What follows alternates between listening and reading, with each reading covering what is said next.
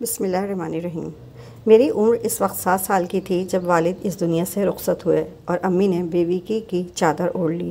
ہم لوگ بے حد غریب تھے، اسی لیے اب امی اور میں ماموں کے گھر پر رہتے تھے۔ میری زندگی میرے لیے دکھوں کا ایک تلخ تجربہ ہے۔ میں نے ہمیشہ محروم لوگوں کو کم ظرف اور دوسروں کی خوشیوں سے حسد کرتے ہی دیکھا ہے۔ شروع میں ماں کا کردار میرے لیے قابل رشک تھا۔ وہ میرے نزدیک کسی دیوی سے کم نہ تھیں، کیونکہ انہوں نے غربت میں بھی صبر و شکر سے گزارا کیا۔ لیکن جیسے جیسے میں جب شعور کی منزلیں طے کرتی گئی، ویسے ویسے اماں کی شخصیت کے تاریک گوشے بھی اجاگر ہوتے چلے گئے۔ اب میری سمجھ میں یہ بات آ گئی کہ امی نانی اماں کے گھر کیوں نہیں رہتی تھیں، ماموں کے گھر ہی کیوں رہتی تھیں۔ دراصل میرے ماموں ایک اوسط درجے کا آدمی تھا۔ گھر میں دولت کی ریل پل نہ تھی تو مگر فاقوں کا بھی خوف نہ تھا۔ میرے ماموں دل پھینک قسم کے آدمی تھے، تب ہی ماموں کو ادھر ادھر تانگا جھانکی کی عادت بھی تھی۔ اسی تانگا جھانکی میں انہوں نے گاؤں کی ایک بھولی بھالی لڑکی کو اپنے عشق کے چکر میں پھنسا لیا۔ چونکہ ہم غریب ضرور تھے لیکن اونچی ذات کے تھے۔ گاؤں کے لوگ ذات برادری کو بہت دیکھتے ہیں، لیکن کشمالہ کی نیچی ذات بھی ماموں کے پیار کی راہ میں دیوار نہ بن سکی، اور دونوں کے پیار کے چرچے گاؤں میں چاروں طرف پھیلنے لگے۔ ہمارے خاندان کا اصول تھا کہ اونچی ذات والوں کا بیاہ نیچی ذات والوں میں نہیں ہو سکتا تھا۔ کوئی سید ہے تو رشتہ سیدوں میں ہی ہوتا۔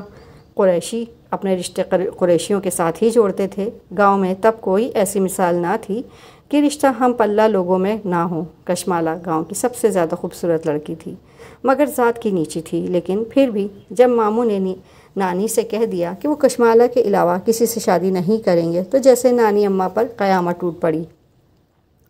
نانی نے دونوں ہاتھوں سے اپنا سر پیٹ ڈالا، مگر ماموں کی ضد کے سامنے کسی کی نہ چلی۔ انہوں نے کشمالہ کی خاطر خاندان بھر کو ناراض کیا اور خدا حافظ کہہ کر چلے گئے۔ اس لڑکی سے اس کے والدین کے گھر جا کر نکاح پڑھوا لیا۔ نانی غریب روتے روتے بے ہوش ہو گئیں۔ وہ روتی جاتی تھیں اور کہتی جاتی تھیں، ارے کم بخت، جو میں نے تجھ کو اپنے بیٹے کے گھر بسنے دیا تو میرا نام بھی سکھا نہیں۔ ان دنوں نانی اماں بہت افسردہ رہا کرتی تھیں اور امی بیوہ ہو کر میں کے آ چکی تھیں۔ ایک دن نانی اماں میری امی سے بولیں، سیما، تو اپنے بھائی کے گھر جا کر رہے اور اس کشمالہ پر نظر رکھ۔ ہو سکے تو ایسی چال چلنا کہ یہ کم ذات لڑکی 2-4 دنوں میں ہی میرے بیٹے کے گھر سے چلتی پھرتی نظر آئے۔ امی بولیں، اماں آپ فکر مت کیجیے، بس چند دن صبر کر لیں، میں ایسی چال چلوں گی کہ سانپ بھی مر جائے گا اور لاٹھی بھی نہیں ٹوٹے گی۔ پھر اس کے بعد ہماری امی صاحبہ نے اپنے بھائی اور بھابھی کے گھر میں مستقل ڈیرہ ڈال دیا۔ ماموں مامی نے خندہ پیشانی سے ہمارا استقبال کیا۔ کشمالہ مامی نے تو بہت زیادہ خوشی کے ساتھ میری امی کو خوش آمدید کہا، مجھے بھی پیار سے رکھا۔ وہ ہمارے وہاں آ جانے سے بہت خوش تھیں اور کہتی تھیں کہ آپ کے آ جانے سے گھر میں رونق ہو گئی ہے۔ لیکن مامی بیچاری کو کیا پتہ تھا کہ امی کیسی چال چلنے ان کے گھر آئی ہیں۔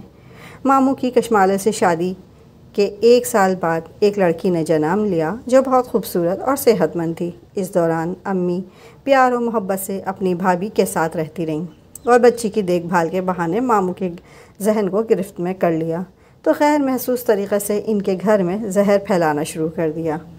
اب امی اکثر مامی سے الجھ پڑتیں۔ میں امی کے دماغ کی صلاحیتوں اور سیاست پر حیران ہو جاتی تھی کہ زیادتی بھی وہی کرتی اور معصوم بھی بن جاتی، اور الٹا ماموں مامی پر غصہ ہوتے کہ میری بیوہ بہن اور یتیم بھانجی کو بوجھ سمجھتی ہو، ان کے ساتھ سلوک سے رہو ورنہ اچھا نہ ہوگا۔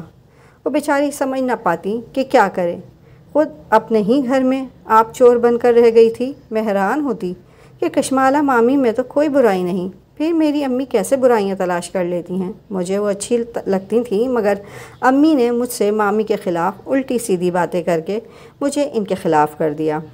قدرتی بات ہے، بیٹیاں یوں بھی اپنی ماؤں کی طرف زیادہ جھکاؤ رکھتی ہیں۔ کشمالہ مامی اب کچھ میری ماں کی سیاست کو سمجھ چکی تھیں، مگر شوہر کے پیار کی وجہ سے برداشت کرتی تھی کہ جو اسے بے حد محبوب تھا۔ اب کچھ عرصے پہلے ہمارے ساتھ والے گھر میں نئے کرایہ دار آئے۔ یہ 2 افراد پر مشتمل کنبہ تھا۔ شوہر صبح کا گیا رات کو لوٹتا۔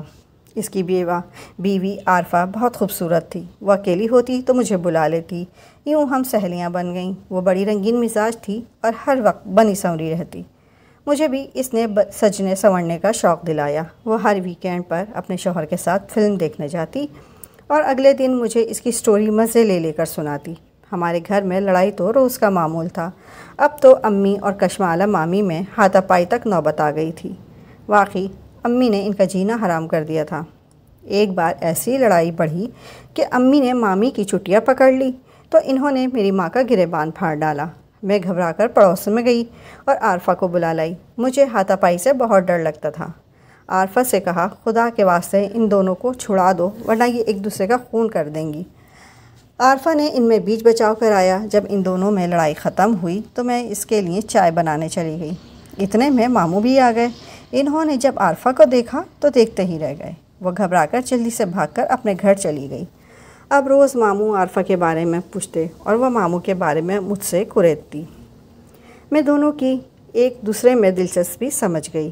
عارفہ نے میرے ذریعے ماموں کو ایک گول مول پیغام دیا اور وہ سمجھ گئے۔ اس بات کو 2 ہی دن گزرے تھے کہ ایک ہمارے ہی محلے کی لڑکی نے مجھے بتایا کہ تمہاری پڑوسن تمہارے ماموں کے ساتھ فلم دیکھنے گئی تھی۔ میں بہت حیران ہوئی۔ امی سے ذکر کیا تو امی تو کھل گئیں جیسے ایک نیا محاذ ہاتھ آ گیا ہو اور بولیں، اب آئے گا مزہ۔ اسے طلاق نہ دلوائی تو میرا نام سیما نہیں۔ امی کی دیکھا دیکھی میں بھی پکی کٹنی بن گئی۔ اب ماموں کو بھی کوئی پریشانی نہ رہی۔ جو بات بھی عارفہ نے ماموں سے کہنی ہوتی مجھ سے کہہ دیتی۔ چھت پر ان کی ملاقاتوں کی میں نگرانی بھی کرتی۔ ایک بار عارفہ نے فلم دیکھنے کے لیے جانے کو کہا تو میں نے کہا کہ ماموں ناراض ہوں گے۔ وہ بولی، پہلے ہوتے ہوں گے، اب نہیں ہو سکتے۔ جب وہ مجھے ساتھ لے کر سینما ہال پہنچی تو وہاں ماموں پہلے سے موجود تھے۔ میں نے ان دونوں کے ساتھ فلم دیکھی مگر دل میں سوچا کہ ماموں پکے بے شرم ہیں، انہیں غیرت تو نہ آئی کہ بھانجی بھی ساتھ ہے۔ اب میں ہر روز ادھر کی بات ادھر اور ادھر کی بات ادھر کرنے لگی۔ اس پیغام رسانی میں خود میرا بھی دل چاہتا کہ کوئی ایسا ہو جو میرا بھی انتظار کرے، جو مجھ کو فلم دکھانے لے جائے۔ میرے ذہن میں عجیب و غریب خیالات کروٹیں لینے لگے۔ ماموں کے اس عشق کی نحوست نے میری پوری نفسیات خراب کر کے رکھ دی۔ ادھر کشمالہ مامی بہت پریشان تھیں۔ جب سے ماموں کی عارفہ سے خفیہ دوستی ہوئی تھی، ماموں نے ان سے بات چیت کرنا چھوڑ دی تھی۔ وہ حیران تھیں کہ یہ سب کیا ہے، گویا ہم سب ایک طرف اور وہ ایک طرف۔ اس پر جب میں نے دیکھا کہ ان کی نیا بیچ مجدار میں ڈول رہی ہے تو میں نے ماموں سے ان کی الٹی سیدھی شکایتیں کر کے انہیں خوب پٹوایا۔ ماموں اب میری بات بہت سنتے تھے۔ ہماری سازش رنگ لائی۔ ہم دونوں ماں بیٹی اس کشمالوں کو رلا کر ایسی خوش ہوتی جیسے ہم نے کوئی بڑا کارنامہ سر انجام دیا ہو۔ ایک دن عارفہ نے مجھے بتایا کہ میرا شوہر دوسرا مکان تلاش کر رہا ہے، اپنے ماموں کو بتا دینا کہ مجھے بھگا کر کہیں لے جائے، اب میں اس کی جدائی برداشت نہیں کر سکتی۔ میں نے یہ پیغام ماموں کو دیا۔ ان پر تو عشق کا بھوت سوار تھا۔ انہوں نے امی سے بات کی اور امی نے عارفہ کو اپنے بھائی کے ساتھ بھگانے میں مدد دی۔ یہ دونوں دوسرے دن ہی غائب ہو گئے۔ صبح جب کشمالہ مامی کو پتہ چلا تو انہوں نے رو رو کر برا حال کر لیا۔ جب وہ رو رہی تھیں تب نہ جانے کیوں مجھے بہت دکھ ہو رہا تھا۔ عارفہ کے شوہر نے ماموں پر پرچہ کروا دیا اور کہا، اگر میں نے اپنی بے عزتی کا بدلہ نہ لیا تو اپنے باپ کا نہیں۔ کشمالہ مامی نے جب یہ سنا تو اپنے حواس کھو دیے۔ دوسرے دن اس نے خود پر مٹی کا تیل چھڑکا اور جل کر مر گئی۔ اس دن مجھے اتنا دکھ ہوا کہ خود سے نفرت سی محسوس ہوئی۔ اس کے ساتھ ہی اپنی امی اور ماموں سے بھی نفرت ہو گئی۔ امی اور نانی نے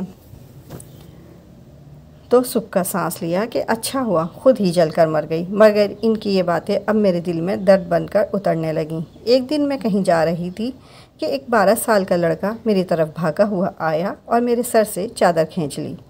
چادر میرے سر سے اتر گئی۔ تھوڑی دور ایک نوجوان کھڑا یہ سب دیکھ رہا تھا۔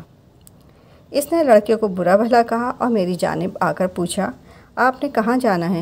اس کا انداز ایسا تھا کہ میں شرما گئی۔ وہ نوجوان میرے دل کو بھا گیا مگر میں چپ تھی۔ تب ہی اس نے کہا، سوچ لو کل میں تمہیں اسی جگہ ملوں گا۔ گھر آئی تو سینے میں دل یوں دھڑک رہا تھا جیسے ابھی اچھل کر باہر آ جائے گا۔ اس کا خیال دل سے نہ جاتا تھا، رہ رہ کر اس کی صورت نظروں کے سامنے آ جاتی تھی۔ اب ہر روز ہماری ملاقاتیں ہونے لگیں۔ اس نوجوان کا نام اسفن تھا۔ میں نے اسے بتایا ہمارے ساتھ والا گھر خالی پڑا ہے، رات کو پچھلی دیوار پھانک سکو تو چھت پر آ جانا، میں اپنی چھت سے ادھر آ جاؤں گی، تب ہی ملاقات ہو سکتی ہے۔ وہ مان گیا۔ انہی دنوں امی نے میرا رشتہ طے کر دیا اور جلد ہی شادی کی تاریخ بھی پکی ہو گئی۔ میں نے اسفن کو ساری بات بتائی۔ اس نے کہا کہ میرا بڑا بھائی کراچی میں رہتا ہے، چلو اس کے پاس چلتے ہیں۔ میں کانپ گئی، تو کیا میں اسفن کے ساتھ گھر سے بھاگ جاؤں؟ لیکن جب اس کی جدائی کا خیال آتا تو یہی فیصلہ صحیح لگتا کہ جو ہو سو ہو، میں اس کے ساتھ کراچی چلی جاتی ہوں۔ میں اس کی جدائی برداشت نہیں کر سکتی تھی۔ ایک رات جب امی گہری نیند میں تھیں، میں اس وقت موقع پا کر گھر سے نکلی اور تھوڑی فاصلے پر اسفن میرا انتظار کر رہا تھا اور ہم اب ایک انجانی منزل کی طرف رواں ہو گئے۔ ہم کراچی جا رہے تھے۔ میں تصور میں اس کی دلہن بنی ہوئی تھی۔ تمام رات سفر کیا۔ جب ہم کراچی پہنچے تو مجھے ایک اونچی اور پرانی بلڈنگ میں لے گیا۔ میرا دل خوف کے مارے ڈوبنے لگا۔ وسوسے آنے لگے، کیا واقعی یہ مجھے اپنے بھائی کے گھر لے جا رہا ہے؟ پھر میں کیا بتاؤں اس کے بعد کیا ہوا؟ میں نے صرف ہیرا منڈی کا نام سنا تھا، اب دیکھ بھی لی۔ 15 دن میں وہاں رہی، نئے مہمان آتے رہے اور میری مجبوری سے فائدہ اٹھاتے رہے۔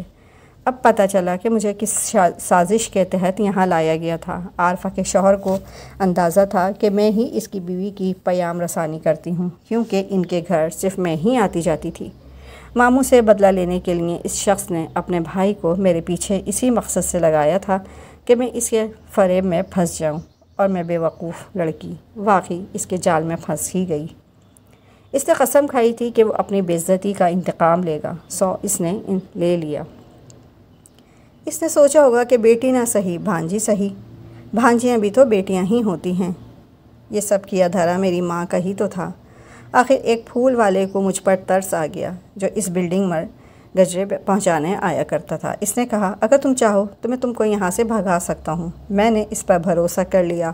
اس نے مجھے کسی طرح بلڈنگ سے نکلنے کا طریقہ بتا دیا، اور جب میں سڑک تک آ گئی تو وہ مجھے کسی غلط جگہ لے جانے کے بجائے سیدھا اڈے پر لے آیا اور لاہور جانے والی گاڑی میں بٹھا دیا۔ گھر پہنچی تو کس حال میں ماں کو ساری بات بتا دی۔ وہ بہت روئیں، مگر اب کیا ہو سکتا تھا؟ امی نے اس دن کشمالہ کو بہت یاد کیا اور رو رو کر اس کی روح سے معافی مانگی۔ ہم ماں بیٹی کو اپنی غلطی کی سزا مل چکی تھی۔ سچ ہے، اللہ کی لاٹھی بے آواز ہے۔ کسی کو برباد کرنے والے خود بھی برباد ہی ہوتے ہیں، کیونکہ مظلوم کی آہ عرش تک جاتی ہے۔ اگر آپ کو میری یہ کہانی پسند آئی ہو تو میرے چینل کو لائک اور سبسکرائب کر دیجیے گا۔ شکریہ۔